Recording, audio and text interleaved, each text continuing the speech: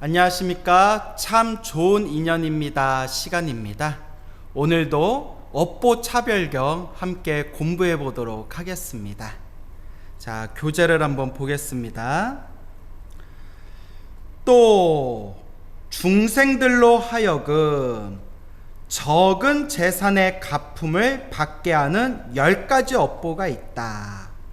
적은 재산의 갚음을 받게 하는 10가지 업보. 그러니까 쉽게 말하면 가난한 업보, 가난하게 사는 10가지 업보가 있다. 자, 우리 중생들이 이번 생에 가난하게 사는 원인이 어디에 있는가? 우리 중생들이 이번 생에 가난하게 사는 그 업보가, 그 인연이 어디에 있는가?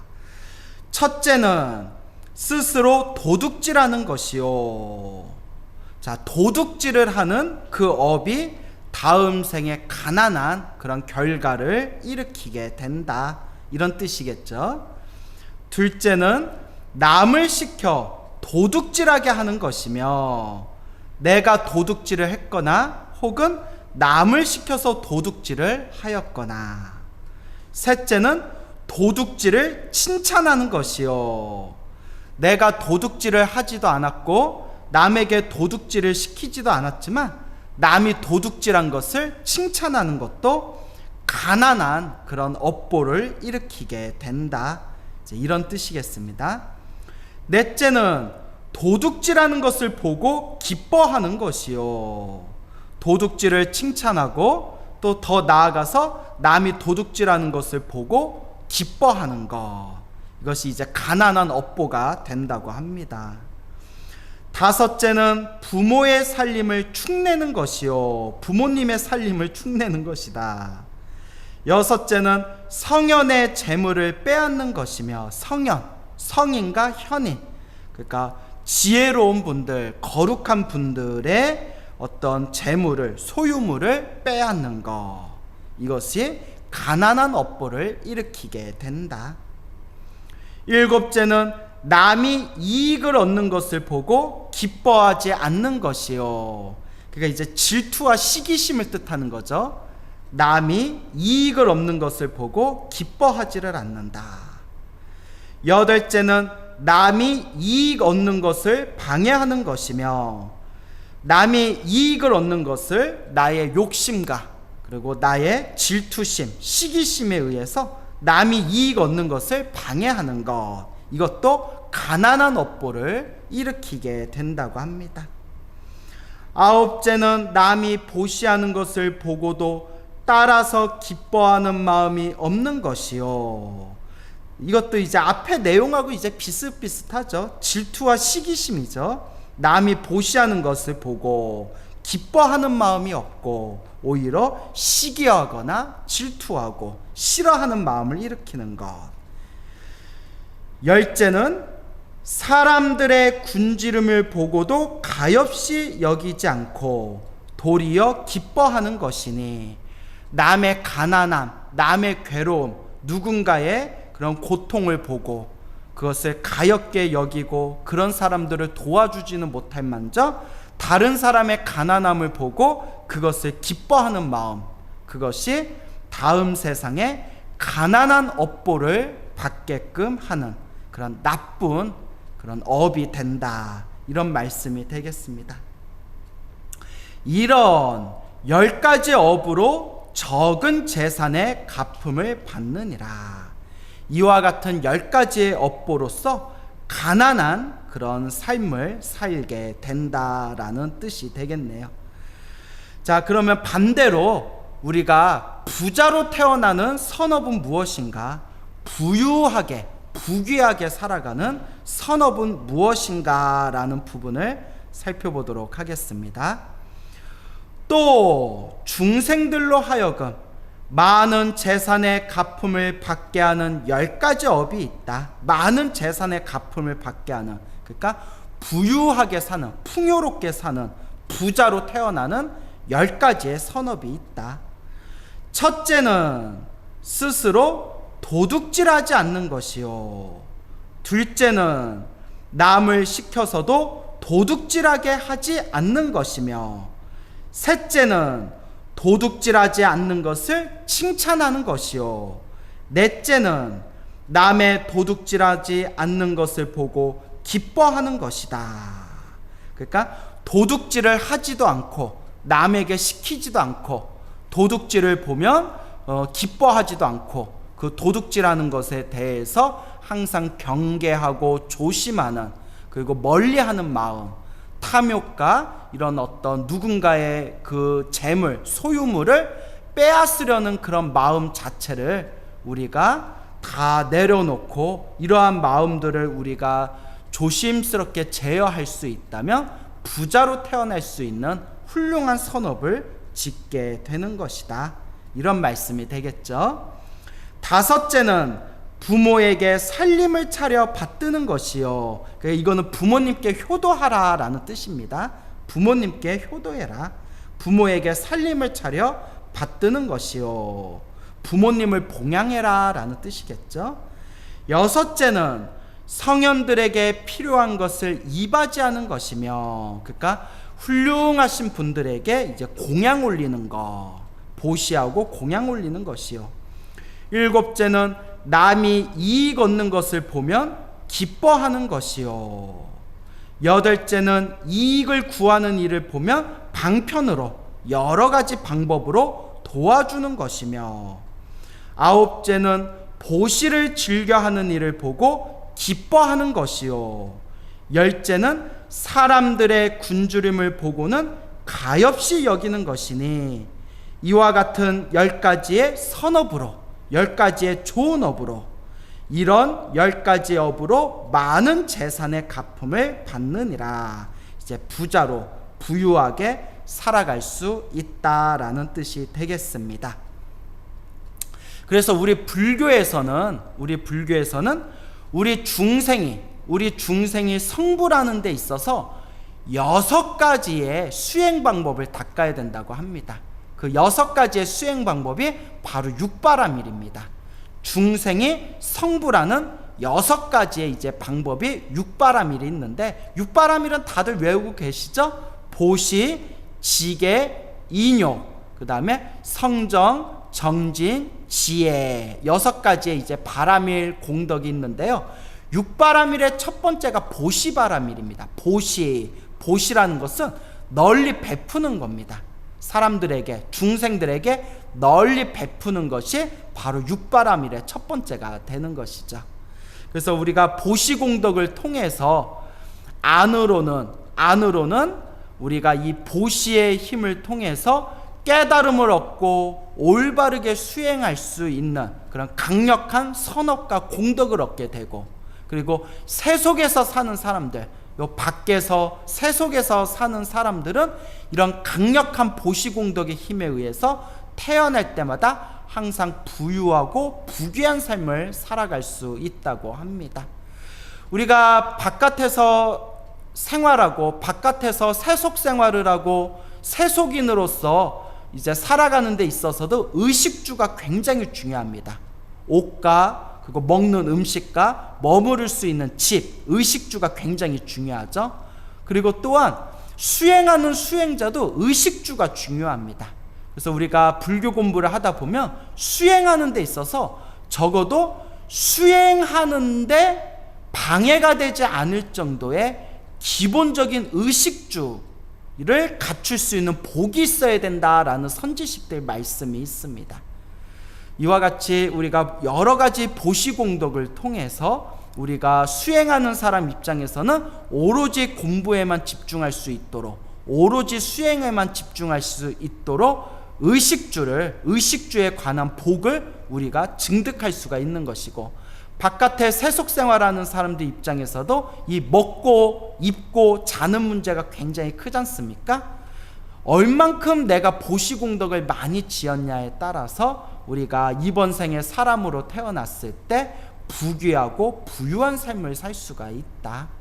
그래서 우리가 항상 이 육바라밀의 첫 번째가 바로 보시공덕, 보시바라밀이다라는 것을 늘 염두에 두면서 내 형편껏 조금씩이라도 보시하는 그런 습관을 들이셔야 됩니다.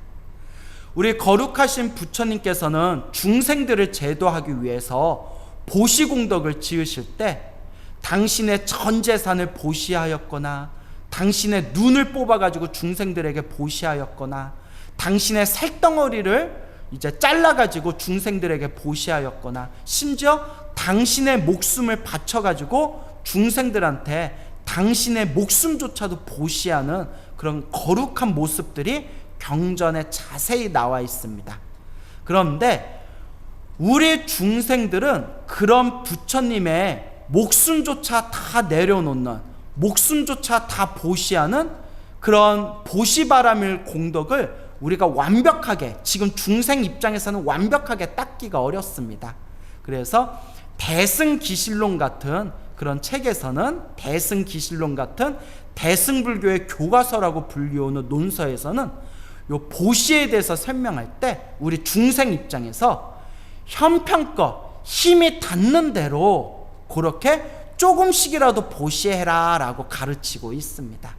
그러니까 여러분들 보시한다는 걸 너무 어렵게 생각하지 마시고, 내가 만약에 10,000원이 있으면 100원만이라도 1,000원만이라도 보시하면 되고, 내가 만약에 여윳돈이 100,000원이 있고 100,000원이 있으면 1,000원만이라도 10,000원만이라도 조금씩 누군가를 위해서 좋은 마음으로 그렇게 보시하는 습관이 쌓이고 쌓이면 그 속에서 강력한 복과 선업과 공덕의 그런 에너지가 차곡차곡 자라나게 될 것입니다. 자, 그래서 그런 입장에서 우리가 가난하게 사는 원인이 어디에 있는가? 우리가 이번 생에 부귀하게, 부유하게, 풍요롭게 사는 원인이 어디에 있는가? 이와 같이 다 자기 자신이 지은 업의 인연법이다라는 것을 업보 차별경에서 말씀하시고 계십니다. 자, 또 그 밑에 읽어보겠습니다.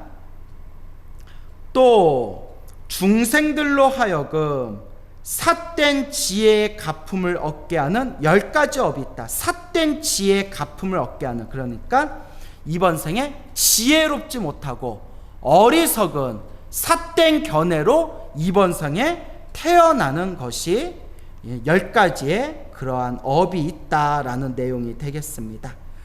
우리가 주변의 사람들을 보면, 중생들을 보면 한마디를 가르쳐주면 10가지를 딱 하고 깨닫는 그런 총명하고 지혜로운 사람이 있는가 하면, 아무리 좋은 이야기를 들려주고 아무리 훌륭한 말씀을 들려줘도 전혀 알아듣지 못하고 오히려 잘못된 견해, 삿된 견해에 빠져드는 사람들이 있습니다. 그 대표적인 사례가 이제 사이비 종교가 되겠죠. 우리 가끔 그 TV에서 무슨 PD 수첩이니 그것이 알고 싶다 같은 그런 채널들을 보면 그 사이비 종교의 폐해에 대해서, 그런 사이비 종교가 사회적인 무리를 일으킨 거에 대해서 가끔 방송들이 나오지 않습니까? 그러면 그런 사이비 종교와 관련된 내용들을 보면, 아니 왜 저런 거에 왜 속지? 얼마나 멍청하면 저런 거에 속을까? 이런 생각이 들지 않습니까? 근데 사이비 종교에 빠져든 사람들 보면 막 교수도 있고 의사도 있고 대기업의 임원도 있고 뭐 그런 수많은 사회생활하면서 정말 똑똑하다고 멀쩡해 보이는 사람들도 사이비 종교에 빠져드는 경우가 있지 않습니까? 그것이 바로 삿된 견해, 잘못된 견해가 있기 때문이다. 그런 삿된 견해, 잘못된 견해를 일으키게 하는 그 업이 있다. 삿된 견해를 일으키게 하는 그 업조차도 내가 지은 바로 업보이다. 자, 그러면 그런 삿된 견해, 잘못된 견해를 일으키는 10가지의 악업이 있으니 그것이 무엇이냐? 자, 그것을 한번 살펴보도록 하겠습니다. 첫째는 지혜로운 사문이나 바라문에게 묻지 않는 것이요. 사문과 바라문은 종교인을 뜻하는 겁니다. 종교인을 뜻하는데, 보통 사전적 정의로 사문은 출가자를 뜻하고요, 집에서 나온 출가자를 뜻하고, 바라문은 집에서 가정생활을 하면서 그렇게 이제 종교생활을 하는 그런 이제 계층을 바라문이라고 합니다. 그거 카스트 제도에서도 가장 사성계급이라고 하죠. 카스트 제도에서도 가장 위에 있는 특권계층이 바로 바라문 계급이 되겠죠. 근데 이제 여기서 말하는 바라문은 종교인을 뜻하는 겁니다. 집에서 가정생활하고 있는 종교인은 바라문이라고 하고, 출가를 한 종교인은 사문이라고 불렀다. 요 정도로 이제 이해하시면 되겠죠. 그러니까 사문이나 바라문에게 묻지 않는 것이다. 여기서 말하는 사문과 바라문은 이제 올바른 종교인, 그러니까 바른 생각을 가지고 있는 종교인들에게 진리에 대해서 묻지 않는 것. 그러니까 그냥 어리석은 삶을 살고 진리에 관심 없는 삶을 살았던 그런 중생들이 다음 생에 삿된 견해를 일으키는 그런 이제 원인이 될 수 있다. 이제 이런 뜻이 되겠습니다.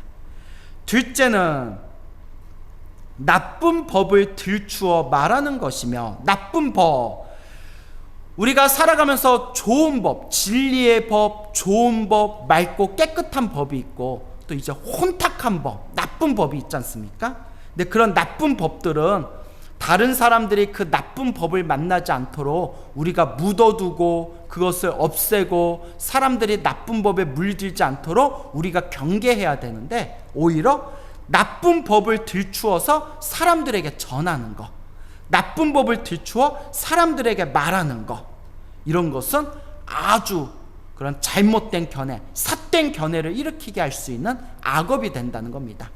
나쁜 법을 들추어 말하는 거, 뭐 대표적인 게 뭐 도둑질하는 법, 뭐 이런 게 되겠죠. 살생하는 법, 도둑질하는 법, 남에게 사기치는 법, 남을 속이는 법, 이런 것들이 다 나쁜 법이 되겠죠. 이런 나쁜 법을 들추어서 사람들에게 전하고 말하는 것은 다음 세상에 삿된 견해, 잘못된 견해를 일으키는 원인이 될 수 있다. 우리 불자들은 어떻게 해야 될까요? 우리 불자들은 불교 공부를 하면서 항상 모든 불법의 기준, 모든 부처님 가르침의 근거는 반드시 부처님의 말씀, 경전의 기준을 두고 경전의 근거를 두셔야 됩니다. 그래서 우리가 이번 생에 부처님의 정법이 담긴, 부처님의 바른 법이 담긴 부처님의 말씀, 부처님의 경전을 공부하고 있는 것 자체가 바로 바른 견해, 올바른 견해, 그런 뛰어난 견해를 지금 우리가 키워나가고 있는 것이다. 그래서 이번 생에 우리가 부처님 경전을 열심히 공부하면 설사 무슨 뜻인지 모르고 무슨 말인지 모른다 하더라도 이번 생에 부처님 가르침을 만나서 이번 생에 부처님의 가르침을 공부하고 인연을 맺었다는 그 선업의 힘으로 다음 세상에 다시 사람으로 태어나게 되면 지혜와 총명을 얻게 될 것이다. 그래서 우리 옛 선지식들 법문에 보면 이번 생에 부처님의 경전 공부를 열심히 하면 태어날 때마다, 세세생생 태어날 때마다 지혜와 총명의 공덕을 얻게 될 것이다 라고 그렇게 법문하고 말씀하시고 계십니다. 그러니까 우리 불자님들께서는 허튼 이야기, 부처님의 경전에 근거를 두지 않고 있는 허망한 이야기, 떠있는 이야기, 뜬구름 같은 이야기에 절대 속아서는 안 됩니다. 다른 사람들은 몰라도 부처님의 제자인 우리 불자들은 반드시 부처님의 말씀, 부처님의 경전에 근거를 세우고 부처님의 가르침에 기준을 세워서 공부하고 판단하고 말해야 된다라는 것을 명심하시길 바랍니다. 요새 말법 시대이다 보니까 불교에 대해서 설명하시는 분들 중에 부처님 경전에 근거를 두지 않고 그냥 자기 얘기를 막 하는 분들이 있더라고요. 이거는 아주 위험한, 그런 조심스럽고 위험한 그런 부분이다라는 것을 제가 꼭 짚어서 말씀드리고 싶습니다. 이거는 제 얘기가 아니라 부처님께서도 이와 같이 말씀하셨고 부처님의 제자분들도 이와 같이 말씀하셨고 역사적으로 수많은 선지식들께서 항상 말씀하시기를 반드시 수행자는 수행을 할 때 부처님의 말씀, 경전에 근거를 둬야 된다라는 것을 수많은 깨달음을 얻으신 성인들께서 항상 강조를 하셨습니다. 그래서 우리가 선불교라고 하지 않습니까? 오로지 경전에 의지하지 않고 참선을 하는 선불교조차도 선불교를, 선종의 가르침을 중국에 전한 달마 대사께서 당신의 제자인 해가 대사에게 법을 전하면서, 이게 기록에 남아 있습니다. 법을 절하면서 달마 대사가 하신 말씀이, 이 선의 깨달음은, 선종의 깨달음, 이 선의 깨달음은 언어 문자에 의지하지는 않지만 마음에서 마음으로 법을 전하는 것이지만, 그렇지만 그래도 우리는 부처님 제자이기 때문에 굳이 경전으로서 근거를 삼는다면 능가경으로서 법의 표식을 삼는다라고 그게 기록되어져 있습니다. 그러니까 언어 문자에 의지하지 않는다는 선종조차도 후대 사람들이 헷갈릴까봐, 후대 사람들이 혹시라도 부처님의 가르침을 비방하거나 무시할까봐 우리 후학들을 위해서 달마대사조차도 해가대사에게 이 능가경으로서 기준을 삼아라 라고 하신 법문에 기록되어져 있습니다. 그리고 이제 능가경이 이제 후대에 내려와서는 선종을 대표하는 경전이 금강경으로 싹 바뀌게 되죠. 뭐 이런 이제 역사적인 상황이 있는데, 여기서 제가 짚어 말씀드리고 싶은 것은, 언어 문자에 집착하지 말고 오로지 마음을 깨달으라고 말씀하셨던 달마대사께서도 능가경과 같은 경전으로서 기준을 세우셨는데, 아직 깨달음을 얻지 못한 우리 중생들이 불교를 공부하고 수행하면서 경전의 근거를 두지 않고 사람들에게 불법을 설하면서 부처님의 말씀을 기준으로 삼지 않고 자기 이야기를 막 해버리면 이 불법이 완전히 혼탁해져 버립니다. 그래서 인도 불교나 티베트 불교 같은 큰 스님들께서는 항상 법문을 설하실 때 철저하게 부처님 경전의 근거로 두고 있는데, 우리 중국 불교 문화와 한국 불교 문화는 요 선종의 영향이 너무 강해가지고 경전을 좀 무시하는 경향이 조금 밑바닥에 깔려 있습니다. 지금은 많이 좋아지기는 했지만 불과 몇십 년 전만 하더라도 머리 깎고 수행하시는, 참선 수행하시는 그런 수행자분들 중에서 요 부처님의 경전을 무시하는 듯한 그런 문화가 실제로 있었습니다. 그래서 몇십 년 전에 우리의 한국 불교에 아주 그냥 기라성 같은 큰 봉우리였던 천재 스님이신 타너 스님이라는 분이 계셨거든요. 요 타너 스님 같은 분께서도 그 당시에 우리 한국 불교에서 이 수행자들이 이 경전을 무시하는 듯한 문화가 너무 팽배해져 있으니까 타너 스님께서 탄식을 하시면서, 지금 조계종은 조계종이 아니라 무식종이 돼버렸구나 라고 이렇게 탄식하는 그런 말씀이 있습니다. 이제 물론 지금은 옛날보다 훨씬 더 이제 경전 공부 많이 하시고 또 부처님의 말씀을 진지하게 깊이 공부하시는 그런 스님들이 많이 계시기 때문에 옛날보다는 이제 경전을 무시하는 그런 문화에서 많이 벗어나기는 했지만, 그래도 알게 모르게 우리 한국 불교는 뭔가 경전, 부처님의 말씀, 부처님의 언어와 문자, 부처님의 교리, 이런 부분을 참선보다 수준이 떨어진다라는 식으로 아직도 약간 무시하는 경향이 조금 없잖아 있습니다.